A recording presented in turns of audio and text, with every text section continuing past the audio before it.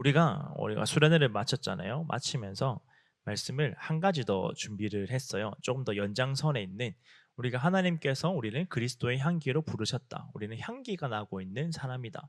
우리가 그 향기 안에 거하고 있다. 우리는 멸망받을 냄새가 아니라 생명의 냄새로 우리의 모든 삶이 이루어져 있다라고 하는 것을 우리가 들었고, 그리고 우리가 그 복음을 선택하고 그 복음이 우리에게 자리 잡게 되고 그 향기가 우리의 삶에 나타남으로 인하여서 우리가 하나님께서 주시는 그 방향으로 걸어가게 되는 것인데, 하나님이 주시는 의의 길로 우리는 걸어가고 있다. 그리고 하나님께서 그 걸음을 인도하고 계신다. 근데 그거를 문제는 유지해야 되잖아요. 수련회에서 제일 힘든 게 뭐냐면은 수련회 끝나고 그 수련회에 있었던 그 일들을 연장하는 게 제일 어려워요. 왜냐면은 그때는 편하거든요. 이게 그러니까 말씀을 듣기에 좋은 환경에 처해 있거든요. 그러니까 내가 내 삶의 모든 상황들이 일시정지하고 일단 거기에 내가 알지 못하는 아는 곳이긴 했는데 우리가 이제 말씀에 집중할 수 있는 장소에 가 가지고 모여 가지고 말씀 듣기 좋거든요. 근데 문제는 힘든 건 뭐냐면은 일상이 힘들어요. 내 삶이 이제 시작되거든요. 내가 걱정했던 생각들이, 내가 염려했던 생각들이, 그리고 내 삶의 환경들이 이제 다시 시작되거든요. 그게 힘들어요. 그게 이제 하루하루 시작되는 게 힘들어 가는 거죠. 그 가운데 하나님께서 그것을 시작할 수 있게 만드는 게 뭐냐? 어떻게 하면은 시작할 수 있게 하실까? 유지할 수 있게 하실까라고 하는 것을 이렇게 계속 이제 시작하는 그 단계들을 한번 바라보도록 하겠습니다. 우리가 지금 방학이에요. 방학 이제 대학생들 방학이죠.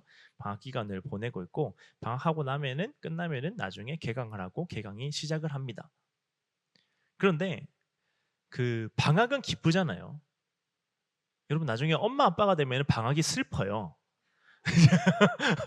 굉장히 슬픈 게 방학이에요. 이제 다 전부가 방학은 너무 좋은 날인데 이제 방학은 이제 사망의 음침한 골짜기가 이제 시작되는 거야 나에게는. 이제 퇴근이 없는 거죠. 여러분 이제 방학이 시작된다. 엄마 아빠들에게 방학이 시작된다라고 하는 말의 의미는 이제 내 시간이 없어진다는 거죠. 잘 때 말고는 내 시간이 없는 거야. 눈 뜨면은 이제 누군가의 시간을 살아가야 되고 눈 감을 때까지 내 시간이 없게 되는 게 이제 막 계속되는 그 상황이 나타나게 되는데, 개강을 하고 방학이 이제 끝나고 이제 개강이 딱 하게 됐을 때 그 개강이 기쁘게 되는 방법이 뭐가 있을까요?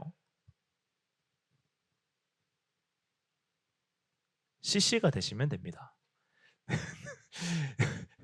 내가 이 상황이 내가 처한 상황 가운데서 방학이 너무 좋고 자유롭고 좋았는데 이제 공부 시작해야 되고 학점 관리해야 되고 과제해야 되고 하는데 그거를 함께 해줄 수 있는 사랑스러운 나의 누군가가 존재한다라고 하면은 이제 재밌는 거죠. 도서관 가는 거 재밌는 거야. 도서관 하다가 누가 갑자기 요즘에 너무 옛날 얘기해서 죄송합니다. 요즘에 저희는 옛날에 누가 도서관 큰 도서관 있잖아요. 도서관에서 공부를 하잖아요. 그러면은 예쁜 사람, 잘생긴 사람은 뭘 받았냐면은 레시피를 받았어요.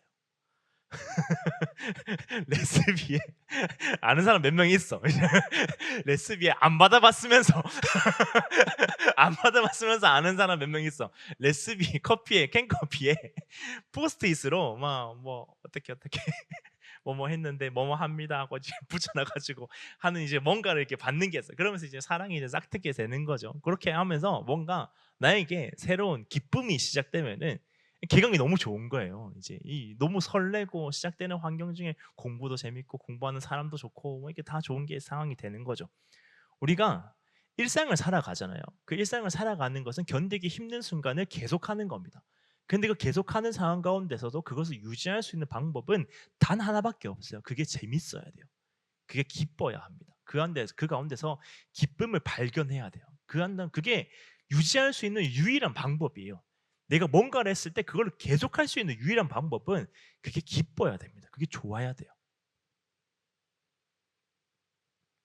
기원전 586년에 예루살렘이 점령당하고 성전이 파괴되고 많은 사람들이 포로로 끌려갑니다. 거기 시작되는 게 뭐냐면은 이제부터 이제 그 사람들에게 시작되는 거는 충격, 절망, 비극, 고통, 혼란 이런 말들이 가득한 거예요. 그 안에 가득한 거예요. 그 말들이 그런 말들만 가득한 상황이 계속되는 거예요. 왜냐하면은 이 유대인들은 자기들을 선민이라고 믿었어요. 선택받은 백성이다라고 믿었어요. 그렇기 때문에 나는 선택받은 백성이기 때문에 이게 나는 결코 멸망당하지 않는다. 하나님 선택하셨으니까라고 믿고 있었어요. 우리는 멸망하지 않는다. 예루살렘은 영원하다라고 하는 말이 성전이 무너지면서 철저하게 다 무너지는, 다 박살나는 거예요. 다 무너지는 거예요. 그러니까 이후에 하나님이 고레스 왕을 사용하셔가지고 성전과 성벽을 회복하게 하십니다. 성전이 회복되고 성벽도 제공되는 거죠. 근데 회복이 쉽지가 않아요. 무너지는 건 금방이지만 성전과 성벽은 재건하면 돼요. 다시 세우면 돼요. 그런데 그 다음 백성들에게 필요했던 것은 뭐냐면은 우리는 선민인데 왜 멸망했을까에 대한 설명이 필요했어요. 마음이 회복되는 게 쉽지 않은 거죠. 무너진 건 지으면 되지만은 그 마음이 회복되는 게 쉽지 않은 거예요.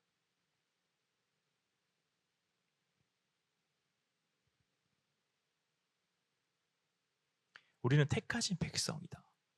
하나님과의 관계가 다시 회복될 수 있다라고 하는 그게 다시 회복이 안 되는 거예요.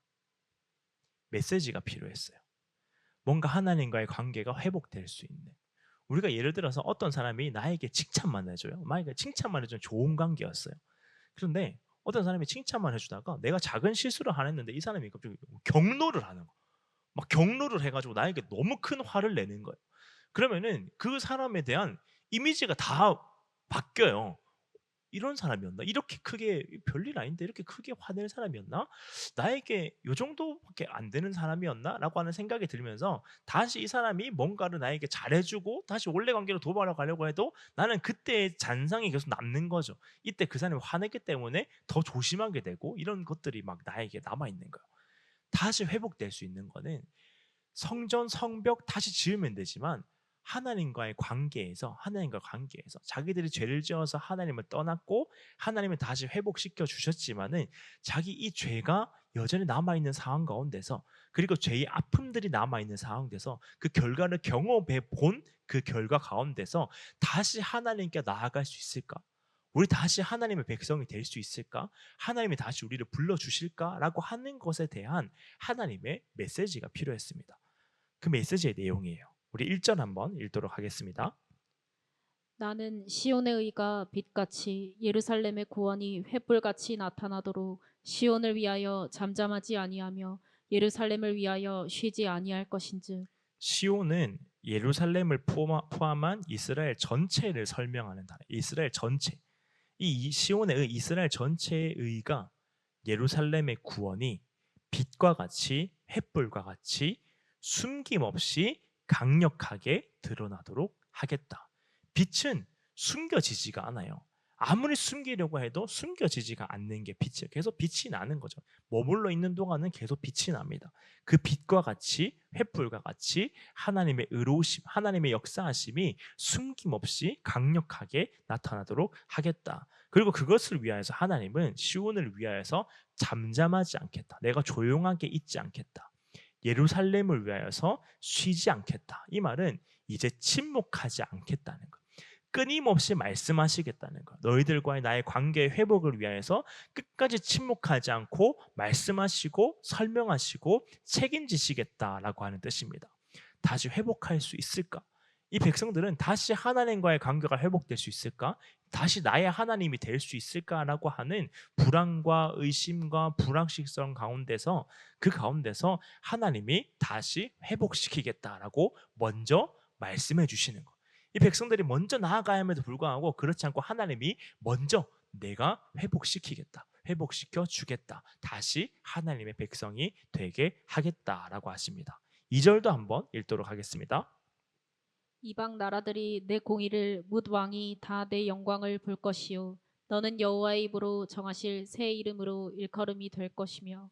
모든 나라가 이스라엘의 공의를 모든 왕들이 그 영광을 인정하게 하시겠다라고 하세요. 새 이름을 주시겠다. 이 말은 새로운 일을 하시겠다. 하나님께서 뭔가 새로운 이름을 주시면은 그 사람은 그 이름에 맞는 역할로 삶이 바뀌게 됩니다. 새로운 이름을 주셔서 새로운 일을 행하게 하시겠다. 새로운 의미로 일하게 하시겠다라고 말씀하세요. 이것은 결론적으로 어떻게 이루어지냐면은 이스라엘을 통하여서 모든 민족을 향한 하나님의 구원의 계획이 이루어지도록 하시겠다. 지금 너희가 당했던 이 아픔의 회복을 어떻게 사용하시냐면은 이 이스라엘이 당했던 아픔의 회복을 이 회복하는 게 그냥 이스라엘만 회복하는 게 아니라 모든 민족이 돌아오게 하시겠다. 하나님이 더 크게 사용하시겠다는 거예요. 이 회복의 정도가 그냥 우리 백성만 그냥 다시 돌아가는 정도가 아니라 모든 백성이 하나님의 민족이 되도록 더 크게 하나님이 사용하시고 새로운 의미로 새로운 이름으로 일하시겠다. 새로운 정체성을 주시겠다라고 하는 거죠. 이걸 통해서 우리도 구원받게 되는 것이죠. 이스라엘의 회복을 통하여서 이 모든 백성들이 회복하는 것 가운데 우리도 들어가는 것. 이 말씀 가운데 우리도 들어가게 되면서 우리가 하나님을 믿는 가운데 하나님의 백성으로 다시 회복하게 되는 거죠. 3절도 읽도록 하겠습니다. 너는 또 여호와의 손의 아름다움과 내 하나님의 손의 왕관이 될 것이라. 이스라엘을 하나님의 영광을 나타내는 아름다운 도구로 사용하시겠다. 다시 그리고 새롭게 하나님의 아름다움을 선포하게 하시겠다. 새롭게 하나님께서 사용하시겠다. 그래서 오늘 읽었던 본문이에요. 본문에서 이렇게 말씀합니다. 본문 한 번 더 읽도록 하겠습니다. 4절입니다. 다시는 너를 버림받은 자라 부르지 아니하며 다시는 내 땅을 황무지라 부르지 아니하고 오직 너를 헵시바라 하며 내 땅을 뷸라라 하리니 이는 여호와께서 너를 기뻐하실 것이며 내 땅이 결혼한 것처럼 될 것임이라. 이제 다시는 버리운 자가 되지 않고 황폐한 곳으로 남겨지지 않고 헵시바라고 하며 뷸라라고 하겠다. 헵시바는 어떤 의미냐면은 직역하면은 내 기쁨이 그녀의 안에 있다. 내 기쁨이 너의 안에 있다라고 하는 의미예요. 내가 너를 기뻐하는 정도가 그냥 너의 어떠함으로 기뻐하는 게 아니라 내 기쁨이 이 사람의 안에 있어서 이 사람의 모든 것이 기쁨을 통하여서 기뻐할 수밖에 없도록 만들어 주겠다라고 하는 거예요. 뷸라는 결혼하다라고 하는 의미예요. 결혼한 소유된 이 사람과 함께 하게 된 이렇게 우리 죄송해요. 또 옛날 말이긴 한데 품절됐다라고 하는 의미인 거죠. 이제 결혼했다. 끝났다. 더 이상 이제 누군가의 이제 아내와 남편이 되지 못한다라고 하는 뷸라. 결혼했다. 이제 하나 되었다라고 하는 의미예요. 다시 나의 기쁨이 되게 하시겠다. 결혼한 것처럼 새로운 언약 관계로 돌아가게 하시겠다라고 하는 거예요.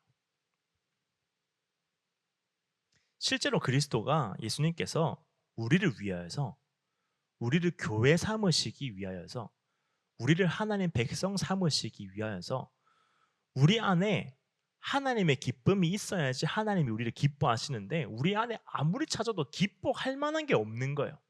기뻐할 만한 게 없는 거예요. 실망할 것밖에 없는 거예요. 좌절할 것밖에 없는 거예요. 걱정할 만한 것밖에 없는 거예요. 근데 그 안에 하나님의 기쁨을 집어넣기 위하여서 결혼한 것처럼 되게 하시기 위하여서 헵시바와 뷸라가 되게 하시기 위하여서 예수님께서 우리를 위하여 죽으셨죠. 우리를 죽으시고 우리를 그리스도의 신부 삼으시고 결혼한 것처럼 교회가 그리스도의 신부가 되게 하시는 그 모든 영광스러운 가운데 우리가 안에 있게 하시는 그 기쁨 가운데 들어가게 하셨다라고 하는 거죠. 마지막 5절입니다. 5절 한번 읽도록 하겠습니다. 마치 청년이 처녀와 결혼함 같이 내 아들들이 너를 취하겠고 신랑이 신부를 기뻐함 같이 내 하나님이 너를 기뻐하시리라. 모든 것이 회복되고 하나님이 기뻐하신다라고 말씀하세요. 하나님이 기뻐하신다. 하나님의 아들이신 예수 그리스도를 통하여서 우리를 교회가 되게 하시고 우리를 그래서 기뻐하신다. 기뻐할 수밖에 없도록 하신다. 그래서 성경은 이렇게 말씀합니다. 이 관계를 이렇게 설명합니다. 에베소서 5장 25절입니다. 남편들아 아내 사랑하기를 그리스도께서 교회를 사랑하시고 그 교회를 위하여 자신을 주심같이 하라. 여기서 중요한 것은 다시 하나가 되게 하신다. 아까 제가 마지막으로라고 하고 그건 이제 본문 마지막이고 새로운 인용구 하나 더 남았었는데 이제 착각해가지고 이제 늦게 들어줬는데 중요한 것은 헵시바와 뷸라는 이 말의 의미의 중요한 것은 진짜 중요한 게 뭐냐면은 한 번 헵시바가 되고 한 번 뷸라가 되면 한 번 하나님의 기쁨이 그 안에 들어가면 취소되지 않는다는 거예요. 다시 버림받은 자, 황무지, 포로된 자로 돌아가지 않는다는 거예요. 한 번 그 기쁨이 소유가 되게 되면 그리스도께서 우리를 위해서 죽으시고 하나님의 기쁨이 우리 안에 있게 하여 주심으로써 하나님께서 보시기에 우리가 기쁜 거예요. 기쁨을 이기지 못하는 거예요. 그 기쁨이 들어가는 그 순간 그게 다시 원래대로 돌아가지 못해요. 기쁨이 없었던 상태로 돌아가지를 못해요. 하나님이 하나님의 기쁨을 내 속에 두셨기 때문이요. 내 안에서 하나님께서 뭔가 기쁨을 발견하셔서 뭔가 멋지게 만들어가지고 우와 대단하다라고 한 게 아니라 아무 가치가 없는데 가치가 없을 뿐만 아니라 그냥 있는 게 손해일 정도인데 그냥 있으면 하나님 떠나고 하나님 배반하고 하나님 앞에서 죄를 저지르고 하는 그 순간 가운데서 그 가운데 기뻐할 가치가 없으니까 하나님의 기쁨을 그 안에 두시는 거예요. 그리고 그 안에서 기쁨을 찾으신 거 이상하지 않아요? 하나님은 먼저 기쁨을 찾아야 돼요. 여기 안에 우리 안에 기쁨이 있냐 없냐 먼저 기쁨을 찾아야 합니다. 그 기쁨이 있으면은 와 기쁨이 있네, 내가 기뻐할 만한 가치가 있네, 그래서 나를 구원해야겠다라고 해야 되는데 반대 상황이에요. 하나님께서 먼저 기쁨을 두시는 거, 기쁨이 있을 수밖에 없도록 기쁨을 먼저 두시는 거예요. 그리고 그 기쁨을 찾으시는 거예요. 있을 수밖에 없죠. 하나님이 두셨으니까. 하나님 두신 걸 찾으신 거예요. 그리고 대단하다라고 말씀해 주시는 거예요. 내가 너를 기뻐한다. 기쁨을 이기지 못한다.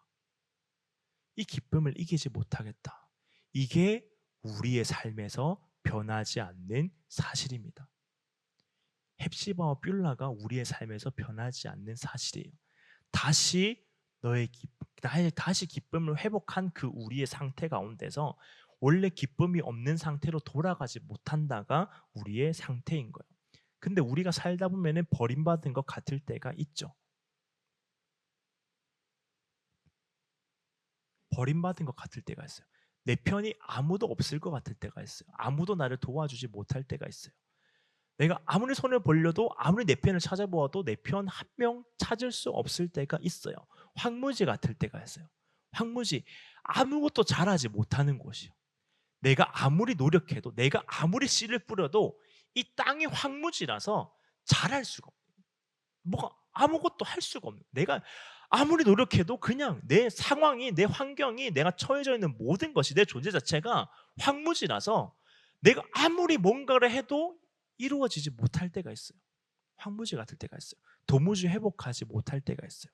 내 안에 도대체 무슨 기쁨이 있을까라고 생각이 들 때가 있습니다. 성경 보면 씨 뿌리는 비유가 나타나요. 예수님 씨 뿌리는 비유를 아시죠? 좋은 밭이 있고 돌짝밭이 있고 가시밭길이 있고 길가가 있고 막 하잖아요. 씨를 뿌리잖아요.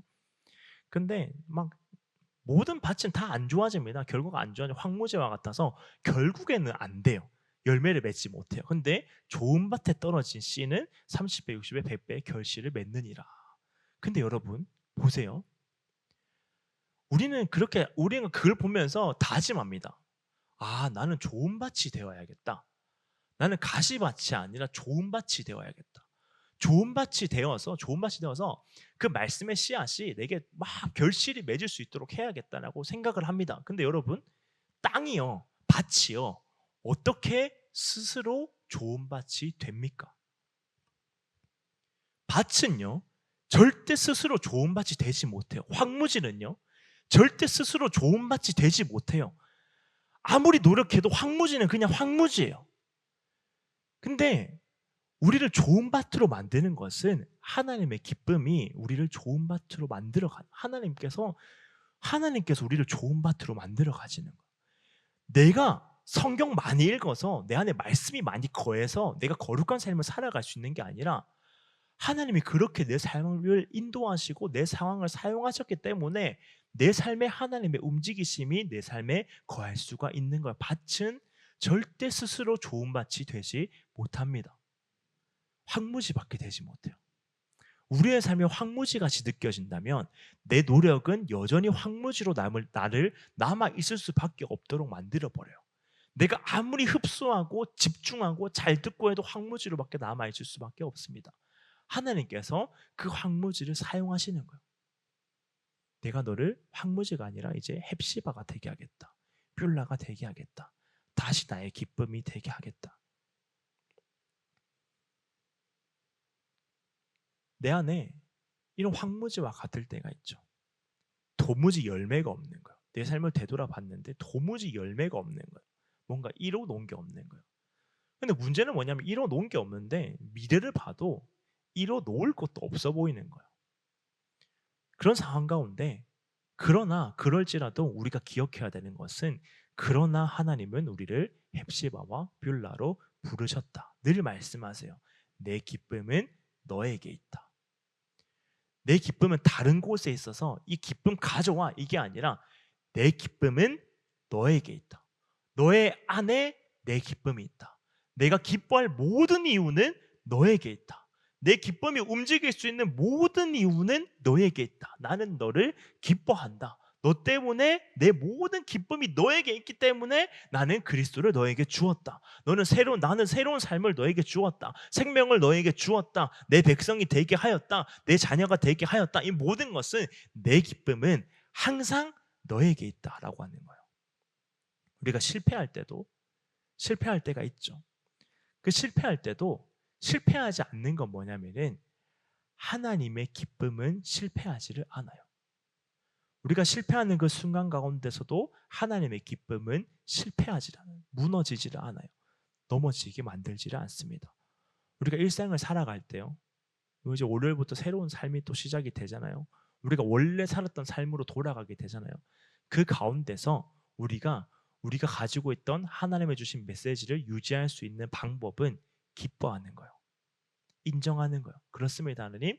나는 내 안에 기쁨이 있습니다. 하나님의 기쁨이 내 안에 있습니다. 그게 내 존재 가치입니다. 그게 나를 설명하는 단어입니다. 그게 바로 나입니다. 그게 이 세상을 살아가는 그 모든 순간 가운데 삶을 유지하게 만듭니다. 기쁨으로 유지하게 만들어요. 기뻐할 수 있는 사람으로 만들어갑니다. 우리 한번 기도할 때에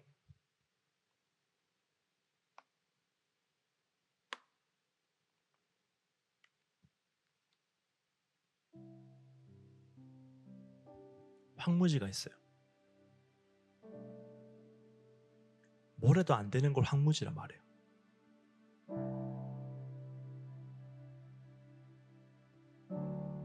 아무리 예쁜 물감을 가지고 있어도 종이가 없으면 그릴 수가 없잖아요.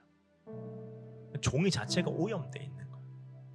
그릴 수가 없는 건 황무지예요. 그게 뭘 가져와도 안 되는 게 황무지예요.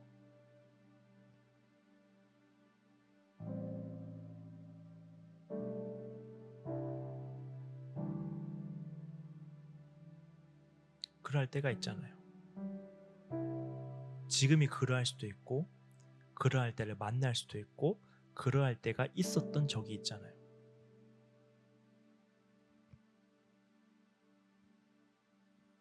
근데 그 황무지를 헵시바로 바꾸는 거. 버림받은 자로 부르지 않겠다. 실패한 자라 부르지 않겠다. 황무지로 내버려 두지 않겠다라고 만드는 그 모든 것은 오늘 본문에서는 딱 한 단어로 설명해요. 기쁨밖에 없다.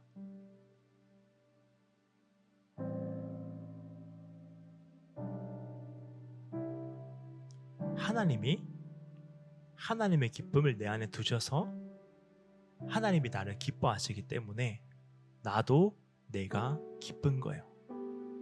나도 내 삶이 기쁜 거예요. 너무 좋은 거예요. 하나님의 기쁨이 있으니까요.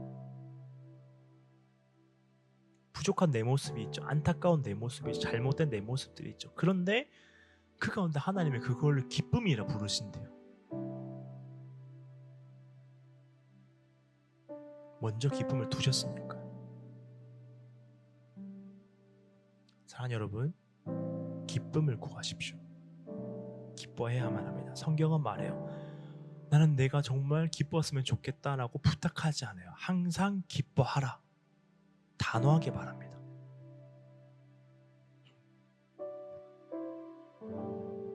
이미 줬으니까 기뻐하라는 거예요. 이미 있으니까 사용하라는 거예요. 기뻐하지 않을 이유가 없다는 거예요. 하나님의 기쁨이 내 안에 있는데 세상의 어떤 슬픔이 그 기쁨을 좌지우지할 수 있느냐는 거예요. 세상의 어떤 감정이 그 기쁨을 빼앗을 수 있느냐는 거예요. 하나님이 기쁨을 이기지 못하신다고 하시는 거예요.